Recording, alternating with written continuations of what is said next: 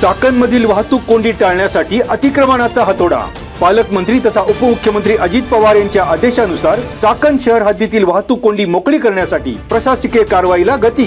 पुणे नाशिक महामार्गावर राष्ट्रीय महामार्ग प्राधिकरण, पुणे महानगर प्रदेश विकास प्राधिकरण, चाकण नगर परिषद आणि पोलीस प्रशासनामार्फत बुधवारी संयुक्तरित्या अतिक्रमण कारवाई।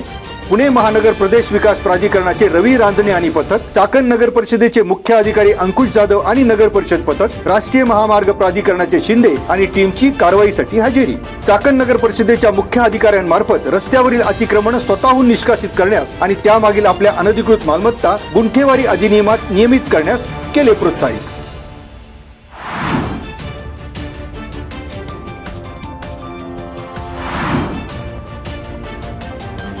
अण्णासाहेब पाटील आर्थिक मागास विकास महामंडळाच्या लाभार्थ्यांना राज्यात सामान्य सेवा केंद्र अर्थात सीएससी मार्फत महामंडळाच्या योजनांचा लाभ माफक दरात मिळणार।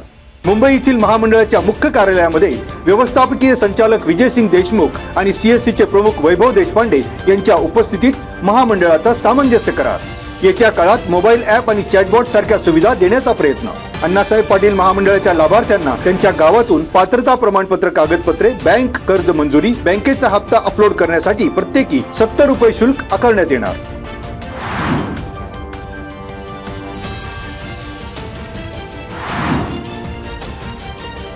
येत्या सोमवारी 15 सप्टेंबर रोजी तालुकास्तरीय लोकशाही दिन। खेड विभागाचे उपविभागीय अधिकारी अनिल दौंडे यांच्या अध्यक्षतेखाली तहसील कार्यालयात सकाळी 11 वाजता होणार लोकशाही दिन।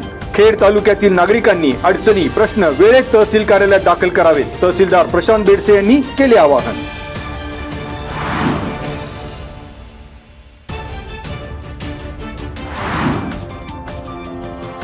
वेताळे येथील श्री सिद्धेश्वर विद्यालय भाग शाळा कडधे शाळेतील विद्यार्थी प्रसाद बाळशीराम बोंबले याची राज्यस्तरीय बॉल बॅडमिंटन स्पर्धेसाठी निवड। खेळाडू प्रसाद बोंबले आणि मार्गदर्शक मुख्याध्यापक बाळासाहेब रणपिसे यांचं ग्रामस्थ आणि पंचक्रोशीतून होतंय कौतुक।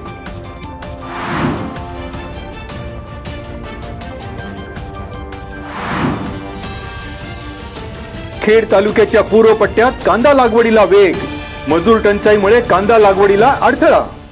चिजबाईवाडी गावचे तानाजी रणपिसे या शेतकऱ्याच्या शेतात कांदा लागवड। यंदा समाधानकारक पाऊस, मात्र पूर्व भागाला आणखी पावसाची अपेक्षा, शेतकऱ्यांची भावना।